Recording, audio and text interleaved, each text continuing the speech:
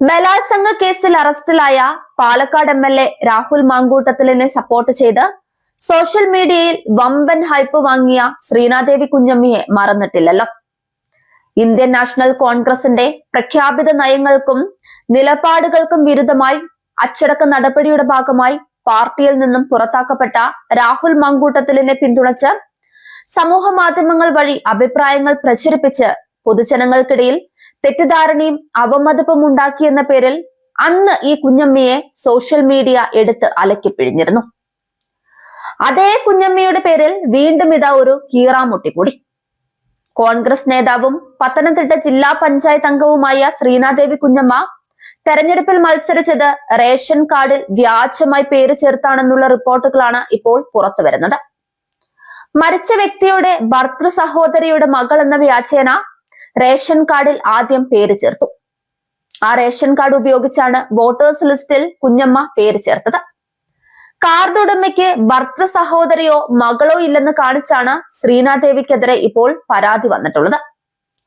പരാതിക്ക് പിന്നാലെ റേഷൻ കാർഡിൽ നിന്ന് ശ്രീനാദേവി കുഞ്ഞമ്മയുടെ പേര് വെട്ടാൻ അടൂർ താലൂക്ക് സപ്ലൈ ഓഫീസർ ഉത്തരവിട്ടിരിക്കുകയാണ്. വിലാസത്തിൽ നിലവിൽ താമസക്കാരില്ലാത്തതിനാൽ റേഷൻ കാർഡ് റദ്ദാക്കാനും ഉത്തരവുണ്ട്. തുവയൂർ സ്വദേശി യശോദ എസ് പിള്ളിയുടെ റേഷൻ കാർഡിലാണ് ശ്രീനാദേവി കുഞ്ഞമ്മ വ്യാജമായി പേര് ചേർത്തിട്ടുള്ളത്.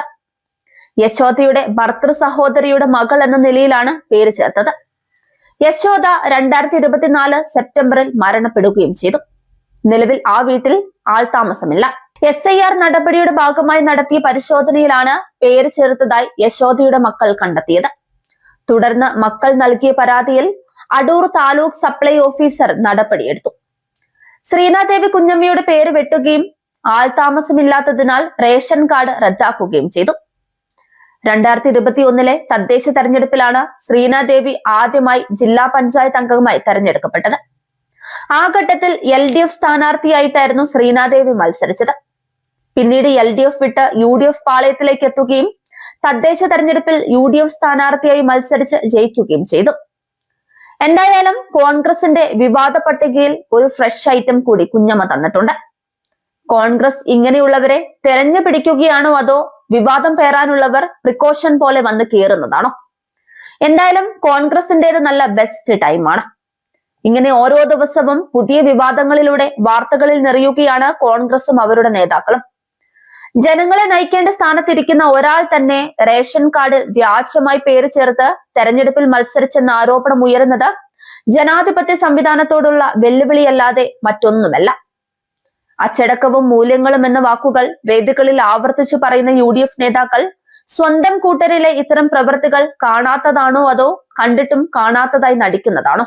നിയമവും നീതിയും എല്ലാവർക്കും ഒരുപോലെ ബാധകമാണെന്ന് പറയുന്ന രാഷ്ട്രീയ നേതാക്കൾ ആദ്യം സ്വന്തം വീട്ടിലെ പ്രശ്നങ്ങൾക്കാണ് മറുപടി പറയേണ്ടത്.